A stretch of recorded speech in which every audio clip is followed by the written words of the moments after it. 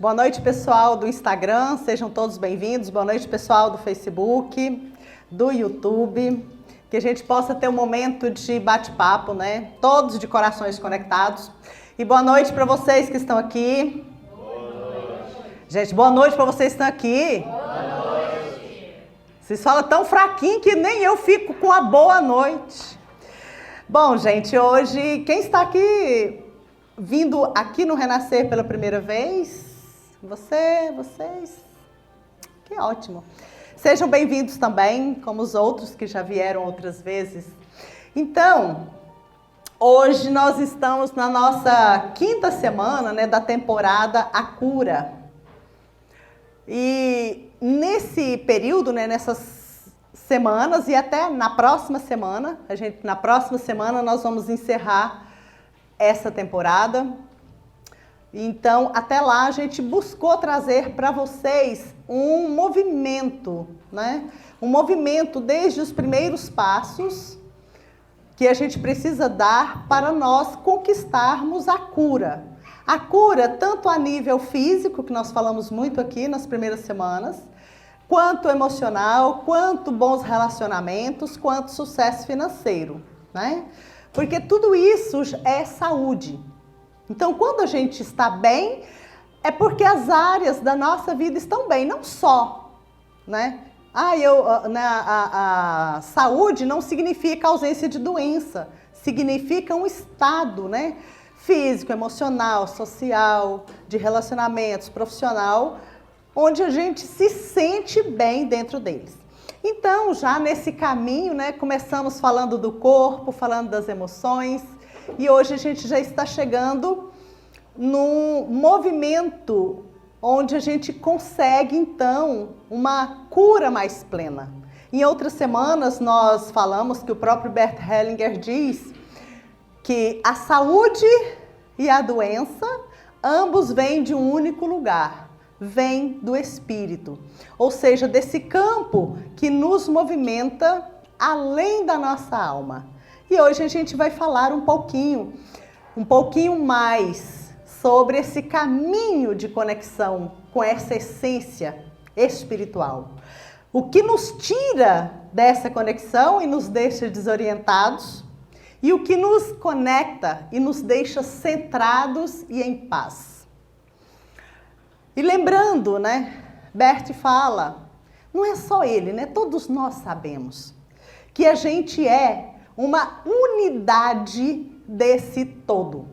Se nós não acreditamos que somos Deus, nós pelo menos sabemos que somos uma parte desse todo que comanda o universo, que movimenta o mundo. E eu sempre falo, se faltasse qualquer um de nós, esse Deus estava incompleto. Então tudo que existe no universo, esse todo e esse movimento é talvez o que a gente em alguns momentos chamamos de Deus ou espírito criativo, que o Bert diz, né? Esse movimento que cria, que faz acontecer, que faz existir. E se nós existimos, é porque esse movimento se movimentou também em nós, por nós e muitas vezes através de nós. Então nós somos uma unidade, como um grão de areia numa praia. A praia só existe porque existe bilhões e bilhões de grãos de areia. Todos são importantes. Porque se eles não estivessem lá, não teria a praia. E assim a gente vai se percebendo nesse caminho. E para se encontrar dentro ou fora, ou em onde nós estivermos, esse movimento divino em nós precisamos compreender muitas vezes esses passos, como a gente pode encontrar. E nas nossos bate-papos anteriores, a gente foi falando dos primeiros passos e vamos compreender que existe um movimento de 4 fases na nossa vida. Para cada ser humano, alguns vão nascer, crescer e morrer na fase 1, ou na fase 2, não vão chegar nas outras fases. Mas é natural que seja assim. nesse movimento evolutivo de cada um de nós. Então, essas 4 fases do desenvolvimento do ser humano, a primeira delas é a infância, o que eu chamo de infância da alma. Nesse movimento, quando ainda estamos na infância da alma, e algumas vezes é na infância da idade mesmo, mas não só da idade. Às vezes a gente tem 50 anos, está lá na infância ainda da alma. Às vezes a gente morre naquela infância da alma. E eu brinco que as pessoas que dizem que para se conquistar as coisas precisa correr atrás, é uma das frases das pessoas que estão na infância da alma. Por quê? A pessoa que está nessa infância, tudo que ele consegue... Deixa eu pedir uma coisa para essa moça linda. Você mexe lá para ligar essa luzinha dali, porque eu gosto mais dessa luz ligada. Por favor. Então, essa fase da infância da alma, eu brinco também. Se a pessoa reza para alguém, se ela ora para alguém, parece que aquilo não funciona, não cura, não ajuda muito. Mas se joga praga também não pega. Porque nessa fase, a nossa mente, o nosso movimento mental, ele é ainda muito frágil. Então a gente não tem muita força para fazer acontecer. E quando a gente conquista algo nessa infância, são coisas pequenas, porque as pessoas na infância da alma, ela não aspira grandes resultados, e também com esforço. Ela precisa lutar para aquilo acontecer. Lutar fisicamente, lutar de alguma forma. E por isso que essa frase, por mais que muitas pessoas importantes e até inteligentes usam, né, que é correr atrás, por que essa frase ela é negativa? Porque no primeiro momento eu estou dizendo que eu estou correndo, então já demanda um esforço, né? Psiquicamente, isso aí está falando que eu tenho um esforço. E lá na terceira e quarta fase, vocês vão perceber que quando a gente vibra nelas, a gente não precisa correr mais. E um segundo momento, atrás. Então, se eu estou correndo atrás do colega ali, o colega está de costa para mim, ele não está me vendo. Então, se eu pelo menos estivesse correndo ao encontro dele, indo ao encontro, eu estou correndo atrás da pessoa. Algumas pessoas ainda mais desavisadas falam que corre atrás do prejuízo, né? Esse é pior ainda. Então, mas aqueles que estão correndo atrás do sucesso, ainda assim, demanda um movimento estranho. Por quê? Dentro do campo, né, desse campo que as constelações nos apresentam, nós percebemos que tudo tem uma face. Uma empresa, ela tem uma face. Né? A cara da empresa é por onde? Pelo portão da empresa, pela porta de entrada dessa empresa. Mesmo que ela seja uma empresa que trabalhe só online, né? Só pelas redes sociais, ainda assim tem a entrada. Né? Tem lá o início, tem a entrada. Então, se eu estou correndo atrás, eu estou indo por trás disso. E se isso é uma empresa, uma faculdade, eu estou dizendo inconscientemente que eu estou atrás, lá onde tem um muro. Eu não estou na frente daquilo. Então, esse é o movimento da infância da alma. E depois, muitas vezes nós vamos desenvolvendo o nosso psiquismo, vamos nos tornando uma pessoa mentalmente mais forte, digamos assim, e entro para a segunda fase, que é a fase da razão, onde aquilo que eu penso já gera um movimento maior. Eu consigo, através do meu pensamento, criar uma imagem, plasmar essa imagem no universo quântico, né? no inconsciente coletivo. E essa imagem pode ser manifestada com mais facilidade no mundo físico.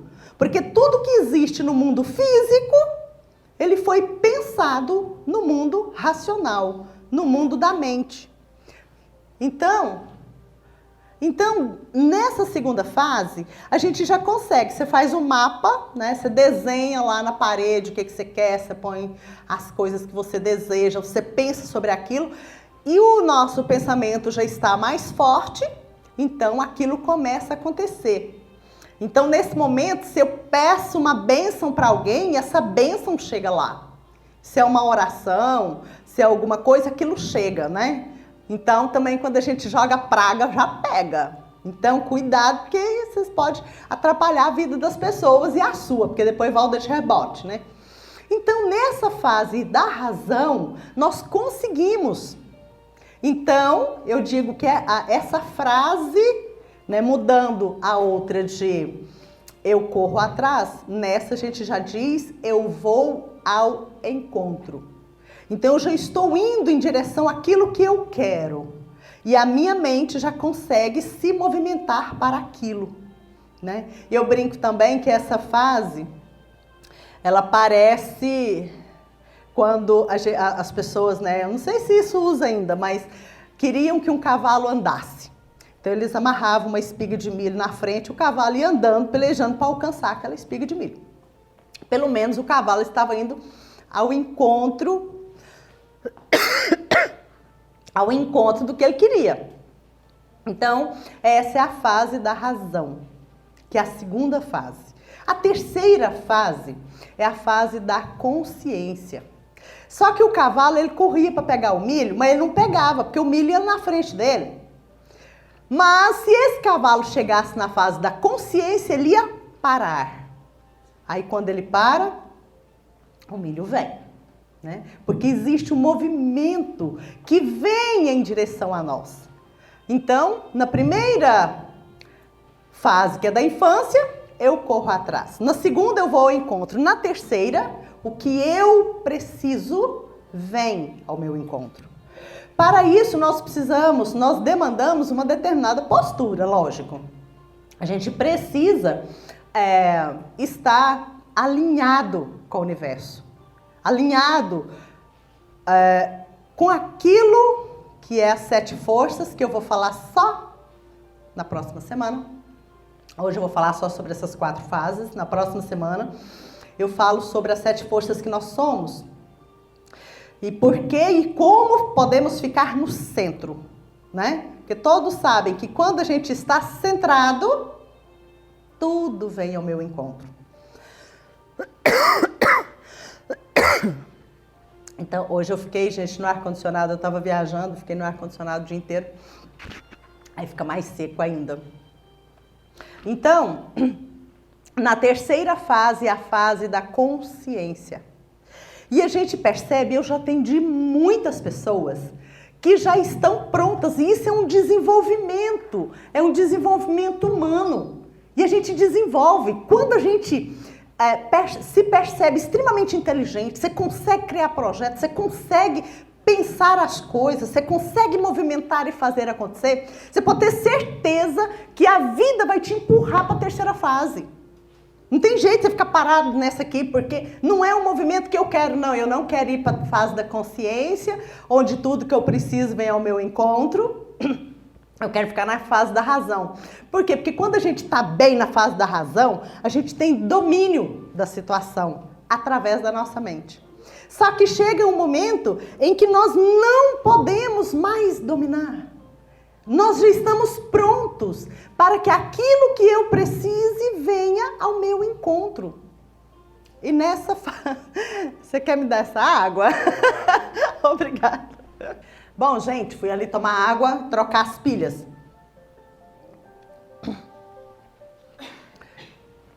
Então, quando nós desenvolvemos muito na segunda fase, que é a fase da razão, que as coisas já acontecem, que você cria grandes projetos, e somos impulsionados para viver dentro da fase da consciência, a maioria das pessoas vai sentir medo.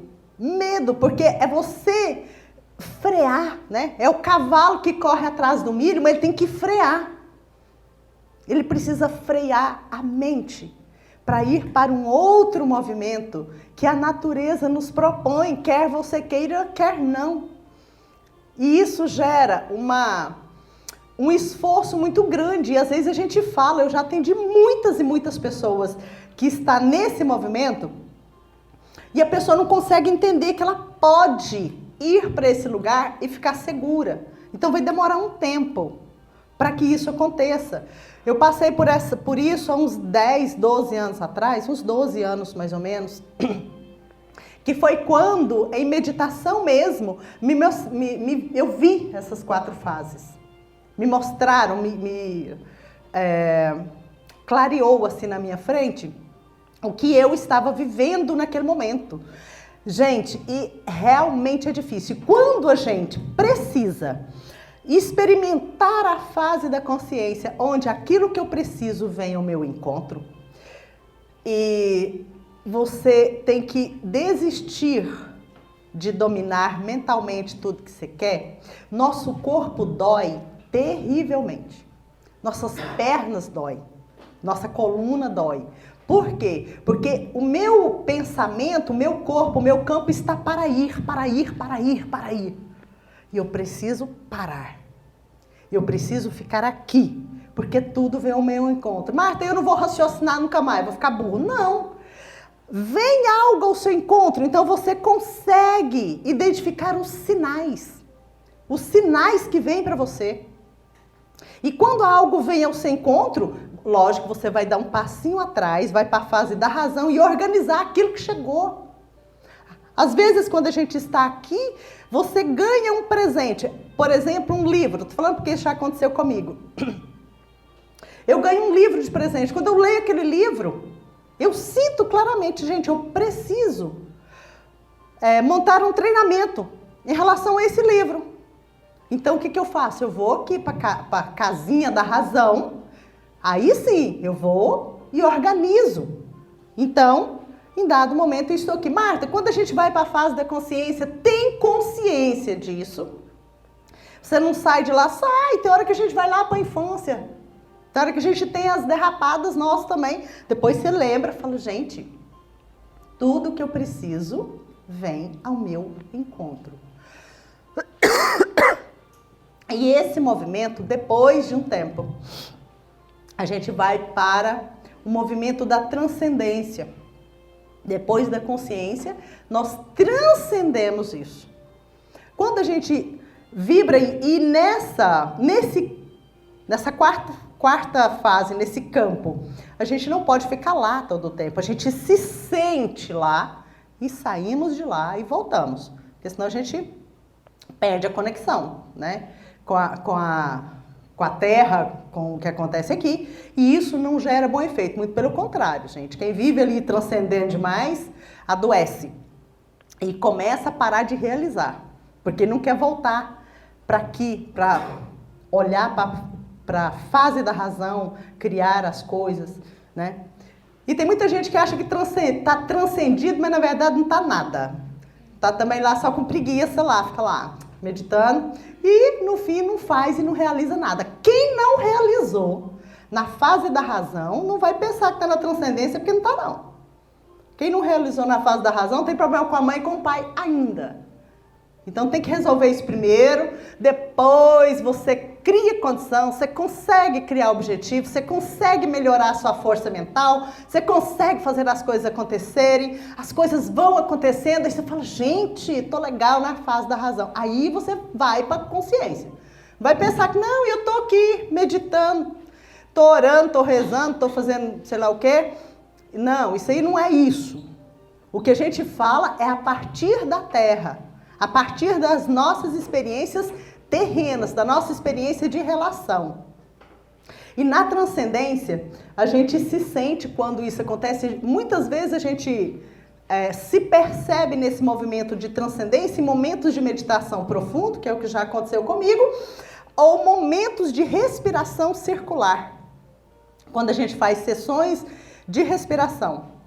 O que a gente sente? A gente se sente conectado com o todo. Então a gente se percebe nessa unidade. Você se sente uma unidade, porém ligado a tudo ao mesmo tempo. E é uma experiência incrível. E também não precisa pensar que sem essa experiência a gente vive muito bem também, né? Isso às vezes acontece 1, 2 vezes na nossa vida. Mas o momento em que a gente fez esse percurso, onde eu me coloco à disposição de servir a vida, de servir as pessoas para o mais de verdade, quando eu faço o meu percurso pessoal lá dos primeiros passos, quando eu mudo a minha postura e concordo com os meus pais, com o meu destino, com a minha vida, eu concordo com a minha infância, concordo com o relacionamento dos meus pais, esse é o primeiro passo, gente. Esse é o primeiro passo do primeiro círculo. Aqui nós estamos falando no 5º círculo, que é quando nós conseguimos servir ao mundo. Então, quando eu realmente concordo com tudo tal como foi, então eu saí da posição de vítima, então eu consigo ter sucesso. Sucesso no meu relacionamento, sucesso profissional e financeiro. Ou seja, gente, fiquei bem na fase da razão. Agora eu posso me permitir e posso estar aqui na consciência, onde aquilo que eu preciso se movimenta na minha direção.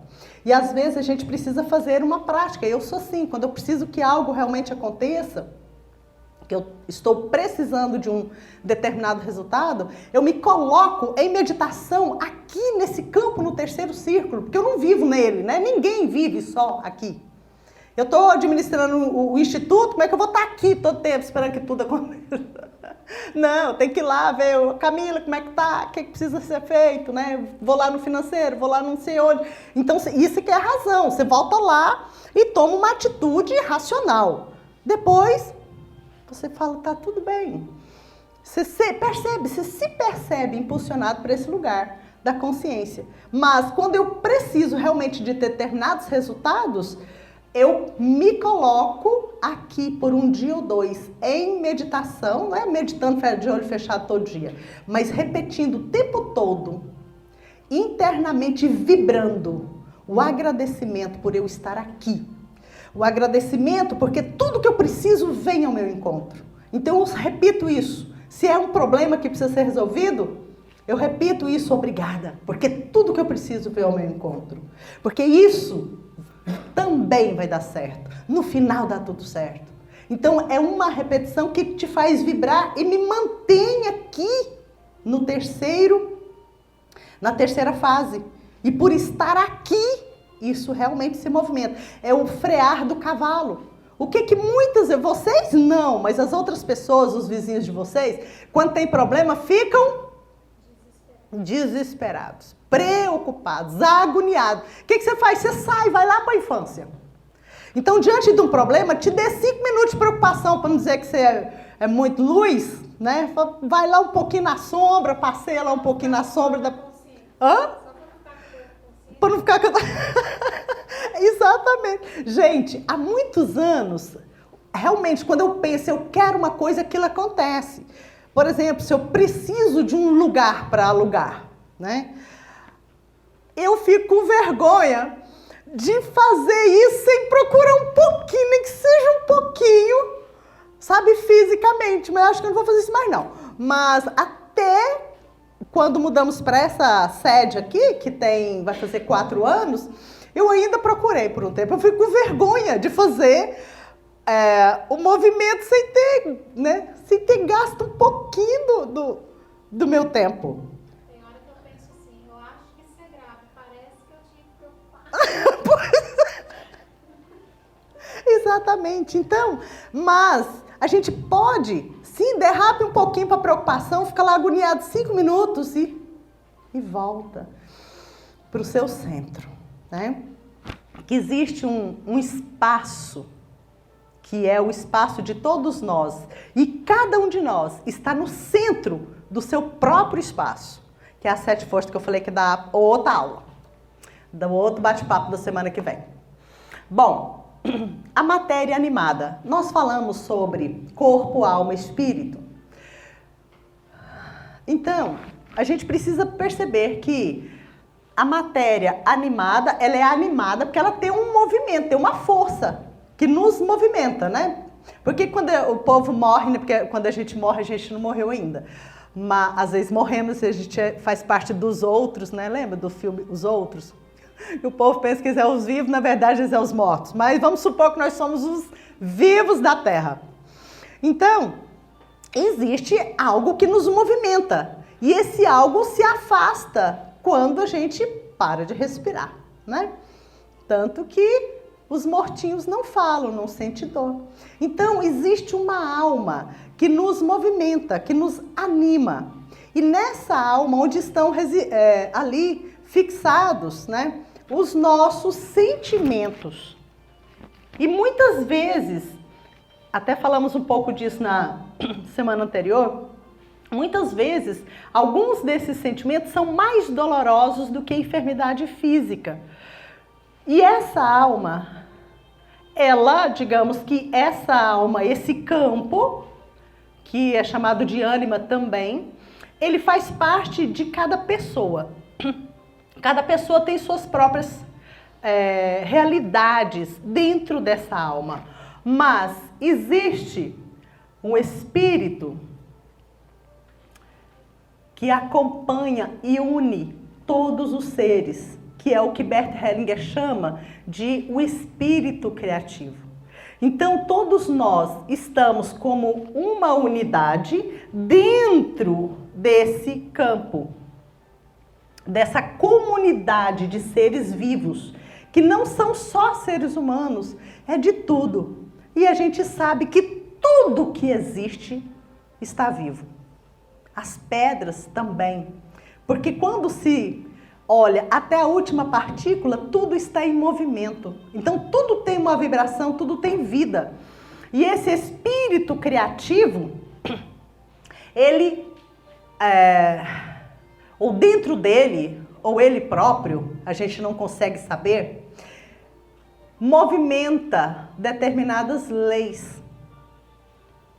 E muitas vezes, esses dias eu viajei, estava lendo o livro do Bert Hellinger, Pensamentos sobre Deus. Então é muito interessante assim, a visão dele sobre essa força. Ele diz o seguinte, que além da alma, né, disso que anima a matéria, e além dessa consciência arcaica, existe esse espírito criativo, que ele determina e define todas as leis que atuam em tudo, mas ele não está envolvido nessa lei. Para esse espírito criativo, todos dentro dele têm um lugar, igualmente. Que ele não, essa força, ela não facilita a vida daqueles que acreditam que fazendo de determinada forma vai agradá-lo. E nem dificulta a vida daqueles que os outros julgam que estão fazendo errado. Mas que esse espírito criativo abarca a todos igualmente, sem preferência. E o que nós, seres humanos, o próprio Bert diz, traduzindo o que ele diz, o que nós, seres humanos, acreditamos muitas vezes? A gente quer se aliar a esse espírito criativo como se ele estivesse ao nosso comando. Eu vou fazer assim, porque aí Deus vai fazer isso para mim. Como se ele fosse o nosso servo. Quando a gente olha, aquilo que eu faço, eu não vou matar, não vou roubar, não vou xingar, eu vou andar a pé daqui em Trindade, eu vou fazer não sei o que lá, porque aí Deus vai agir para mim nesse formato. Então, quando eu estou fazendo isso, eu estou querendo que Deus se submeta à minha vontade. Então, às vezes, a gente acredita, né, e funciona. Por quê? Porque eu estou lá na fase da razão, o meu pensamento diz, eu vou dar uma cesta básica para alguém para que isso aconteça na minha vida. E às vezes acontece. Mas essa grande força criativa tem nada a ver com isso. Ela é muito além disso. E nem pune e julga os assassinos mais do que suas vítimas. E isso que eu estou falando, gente, está dentro da visão das constelações, né? Nós colocamos aqui 3 pontos principais, né? Que Bert sempre fala algumas coisas, mas esses pontos são muito importantes. A nossa sombra. O que acontece? Né? O que é a nossa sombra? Jung diz que a nossa sombra é a parte de nós que não quer ser luz, né? Lógico. A parte da agressividade, do impulso assassino, enfim, de tudo aquilo que a gente quer esconder. E Bert coloca ainda que, além disso, também se torna sombra em nós aqueles que foram excluídos. vítimas e assassinos. Então, uma das situações que nos afasta da essência é o desejo de não olharmos diretamente para a nossa face, para os nossos olhos e concordar que todos nós temos sim impulso assassino, que todos somos agressivos, que todos somos raivosos, que todos temos a condição de tirar a vida se isso não tiver uma segunda oportunidade. E a gente pensa, eu não, eu sou boa, eu sou só luz. Daí se você chega na sua casa e tem alguém para matar seu filho, seu neto, e você vê aquilo, e você tiver opção, você deixa matar ou você mata a pessoa? Então, imediatamente, de acordo com o momento, nosso impulso assassino aparece. E quando a gente rejeita isso, isso nos domina. O Freud já dizia que a gente é dominado por tudo que a gente rejeita. Então, se eu olho e penso, eu consigo, né? Eu consigo equilibrar o meu impulso de agressividade, mas ele existe. Então, quando a gente pensa isso, você consegue realmente coordenar isso e utilizar esse impulso em seu favor. Porque pessoa que não tem impulso agressivo de nada, ele também não prospera em nada, ele também não faz nada. Então a gente precisa utilizar aquilo que é essa força agressiva em favor daquilo que a gente quer. E quando a gente olha para isso e concorda que isso existe em nós, isso já não nos domina tanto. Por muito tempo, eu começava meus bate-papos com as pessoas, né, em qualquer lugar que eu estivesse, eu dizia, estou eu, minha prepotência e meu impulso de assassino. E isso me fez mais de 2 anos. Isso foi me fazendo tomar consciência e dar um lugar real para essas partes, né, para essa sombra. Então, hoje eu já não importo de ser prepotente, por isso que eu parei de falar, não é que eu parei de ser. A sombra, ela precisa ser vista, ela precisa ser incluída em nós, tanto a nossa quanto a das outras pessoas também. A culpa, eu coloquei aqui culpa em relação aos pais e ancestrais. Não pensemos nós que a gente é mal educado com os pais, que a gente não respeita, que a gente exige, que a gente julga. E isso não gera culpa porque gera. Mesmo que eu não esteja percebendo, isso gera sim. Eu abuso dos meus avós, eu exijo o dinheiro dos meus avós, eles vivem para me sustentar, porque algumas pessoas agem desse jeito em relação aos avós. Isso gera culpa. E quando gera culpa, essa culpa, ela fica impregnada aqui na nossa alma, impedindo a nossa conexão com o espírito criativo, com a nossa própria consciência espiritual. E é muito interessante, quando a gente quer ser mais importante do que os nossos pais e agimos em desacordo com a ordem, né? É interessante porque as pessoas começam a perder dinheiro ou nem ganham. Perde relacionamentos ou nem começa. Então o que acontece? Na maioria das vezes perde muito dinheiro, ficam sozinhos, não conseguem se sustentar e o que faz? Volta lá para os pais. Aí quando ele volta lá para os pais, o que aconteceu? Ele voltou para a ordem. Para a ordem. Ele voltou para pedir. Me ajude, eu não dou conta sozinho. Então nesse movimento de retorno ele voltou para a ordem. Então essa ordem que esse espírito criativo montou, ela é legal demais. Ah, você não quer voltar para a ordem? Não? Ah, não me diga que você não quer voltar para a ordem. Você vai voltar para a ordem. De qualquer jeito. Né? A culpa entre as pessoas e Deus. Isso acontece também. Bert fala o seguinte. Quando você se sente culpado, ele fala que muitas pessoas se sentem culpadas em relação a outra pessoa. E ao invés de se redimir e fazer algo bom em relação a outra pessoa, ele fica pedindo perdão para Deus. E ele fala, nesse momento, Deus se interpõe entre você e a outra pessoa. Ele te separa. Então, a culpa, tanto ela nos afasta, né, do essencial, quanto também a culpa, ela tem dois movimentos que parece que não combinam, mas dá realmente um encaixe perfeito. Porque a culpa, ela une a vítima e o culpado e ela afasta eles fisicamente. Então, muitas vezes eu sinto culpa em relação a alguém e eu quero me afastar, porque toda vez que eu a vejo, eu entro em ressonância com aquela culpa.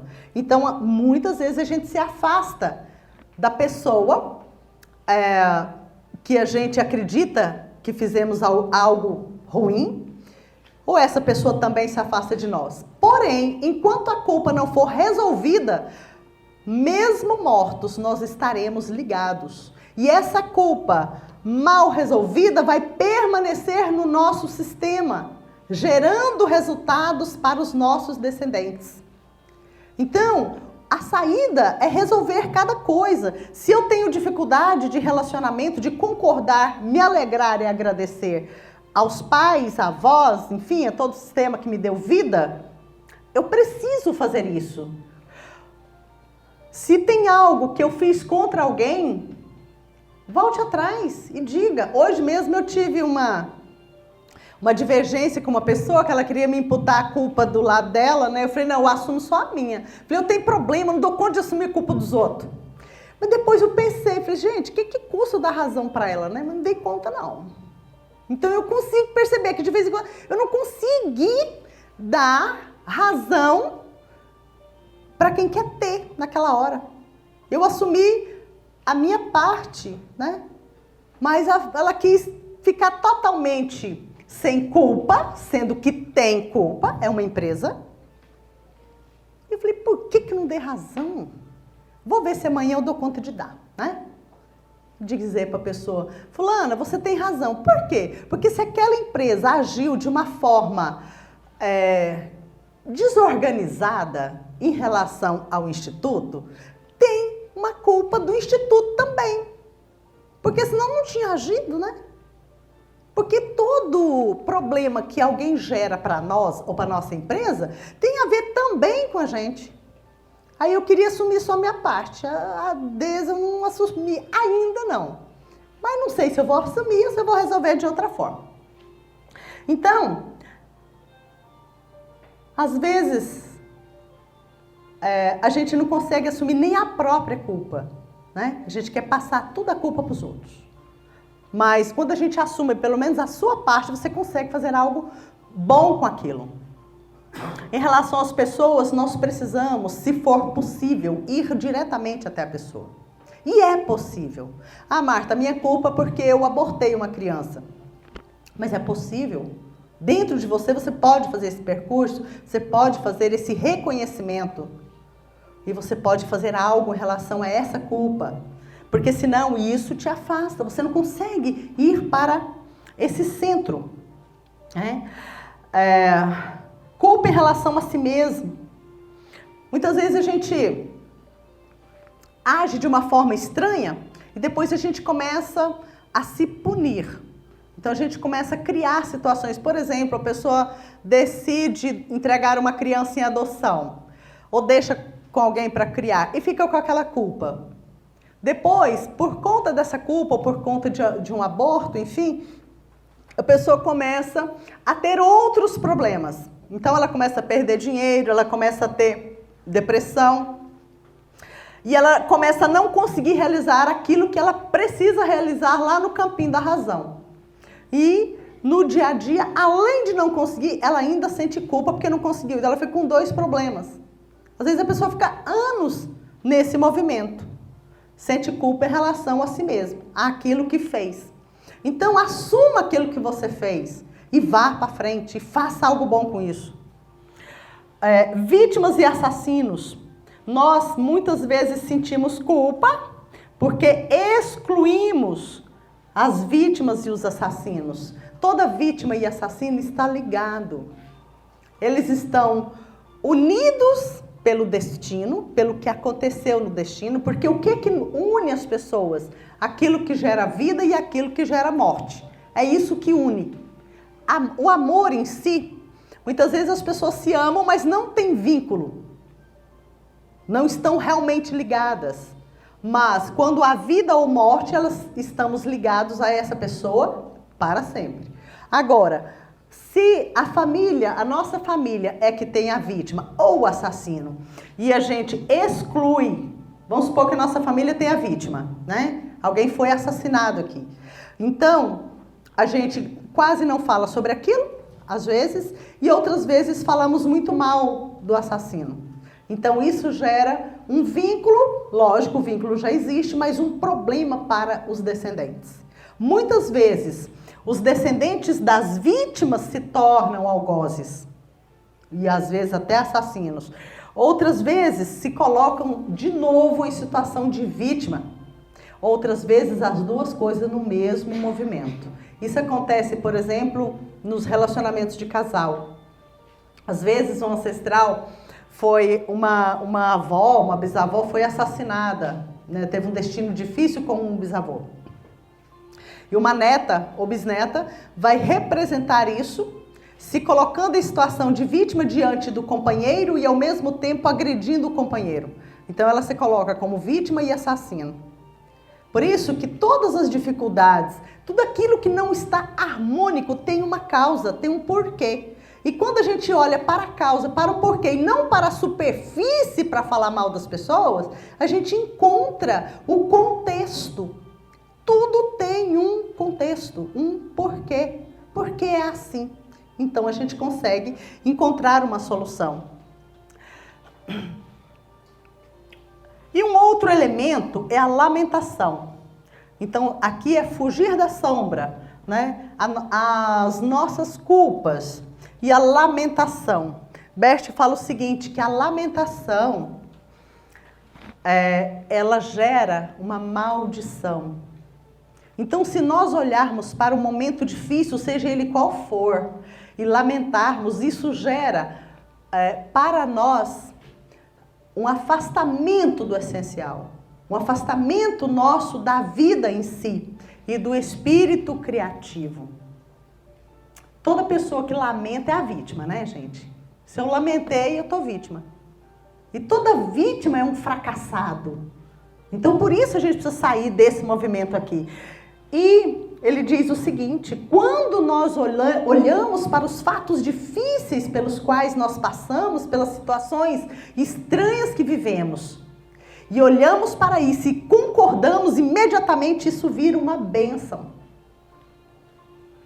A gente toma a experiência. Tem pessoas que dizem para mim assim, eu sinto dor, às vezes faz uma sessão de respiração e sente dores nos braços, né? Muitas dores assim nos braços. Às vezes nem faz sessão de respiração e tem dores nos braços também.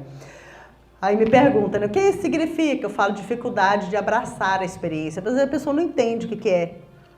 Porque a pessoa passa por uma experiência difícil, mas ela não abraça aquela experiência. Ela não transforma aquela dor em bênção. Ela fica na lamentação. Então ela se destrói. Ela tira as suas possibilidades de ir lá para a terceira fase da consciência. Porque o lamentante está na qual fase, gente? Na primeira. Lamentou, está na primeira. Né? Caminho de solução, olhar para a minha sombra. A gente até disse isso aqui. Olhar e concordar, gente. Nós somos perfeitos, não importam os olhos que está no fundo da caixa refletido no espelho. Nós somos perfeitos, com todas as imperfeições que a gente tem.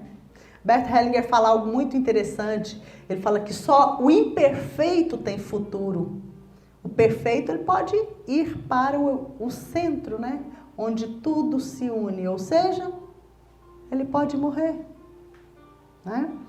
Então, a gente precisa olhar para a sombra e parar de justificar. Eu fiz isso porque... Não, eu sou assim. E eu me amo assim, com as ruguinhas assim. Posso fazer maquiagem, né? Eu me gosto assim, às vezes eu sou mal educada. Né? Meu esposo hoje me falou assim, eu falei lá um palavrão, não lembro qual. Eu falou assim, meu bem, mas de 2 anos pra cá você piorou bastante. Você 2 anos falando assim. Mas você piorou, é porque você tinha esquecido. E olha, gente, eu não xingava. E eu comecei a xingar tem uns 14 anos, depois que eu abri o instituto. Eu entendi que eu precisava xingar um pouco para poder incluir, para poder ajudar as pessoas a não julgar, sabe? E aí passou, né? Acho que eu preciso lembrar que é só na hora dos cursos que eu tô liberado para ficar xingando, falando coisa feia.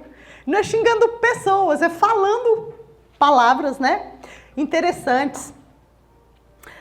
Outra coisa, Bert diz que é nos colocarmos ao lado dos assassinos, dos algozes e dos perpetradores. Se eu me coloco, ele diz, se eu me coloco ao lado deles e tenho um lugar para eles em meu coração, aí então eu sinto a paz. Eu fiz uma proposta 2 semanas atrás que ia participar de um sorteio de constelação quem passasse uma semana sem julgar. Aí da outra semana para a semana passada, ninguém conseguiu não. Mas 3 pessoas falavam que estavam nessa luta, nessa labuta. Alguém conseguiu da semana passada para cá não julgar ninguém? Não. Achei que você tinha conseguido. Não julgar significa dar um lugar, gente.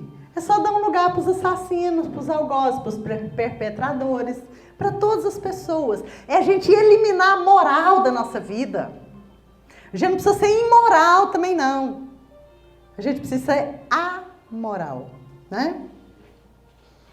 Toda moral foi criada para julgar e condenar e ainda assim se sentir inocente.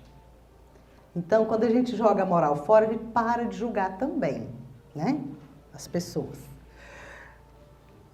E a gente para de julgar quando a gente se coloca ao lado dos assassinos. A gente assiste, eu fiz o teste comigo essa semana, com aquela moça que juntou com os parentes para poder matar os pais e o irmão. Eu consegui. Falei, gente, né? Eu olhava e pensava, o que será que aconteceu com ela? Eu queria bater nela, né? Também. Você conseguiu entender ela? Entender não, mas pelo menos perguntar, né? Aí eu perguntei, né? Aquilo que eu falo para vocês, diante de algo tão doloroso, né? Perguntar o que será que aconteceu com ela. Realmente eu consegui olhar, assistir tudo aquilo, sem julgar, assim, né? Pra onde olha uma coisa? Eu pensei, sabe? Pensei, o que será que aconteceu com ela, né? Bom, gente, acho que isso é o que temos para hoje. Alguma pergunta? Sim. Então, é que eu estava aqui pensando enquanto você falava, como que a gente, por exemplo, eu imaginei uma situação de estupro. Como que uma pessoa que é vítima de algo desse tipo não lamenta e como que eu, como mulher, olho para uma situação dessa e não julgo? Eu pensei numa situação mais pesada, porque acho que essas situações mais do dia a dia a gente até consegue entender, mas quando é uma situação mais assim, como que uma vítima assim não lamenta? Não fica querendo vingança, algo desse tipo assim. Sim, se for a própria vítima, ela tem o direito de reivindicar algo, seja do estuprador, seja de quem for, a própria vítima, entende? Ela tem o direito, não é? Ela pode reivindicar algo para gerar um equilíbrio. Ela pode, da parte do estuprador, ela pode fazer algo. Mas quando uma outra pessoa que não é a vítima se coloca como indignado, ela gera um movimento incrível para a guerra.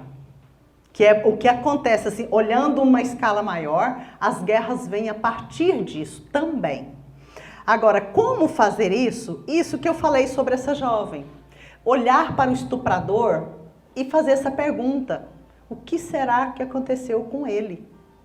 E também olhar para a pessoa que foi estuprada, ou outro caso, e dizer o que será que aconteceu com ela.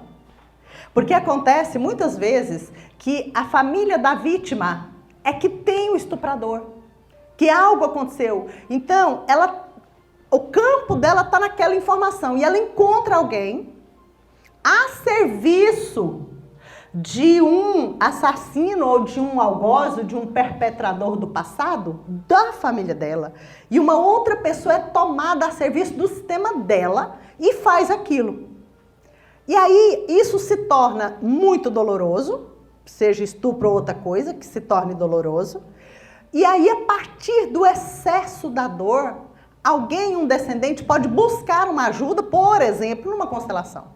E quando surge aqui nesse movimento a causa, então ambos podem se reconciliar, vítima e assassino, ou algoz e vítima. Mesmo que sejam esses de agora, né? Digamos que não tinha no passado, começou agora.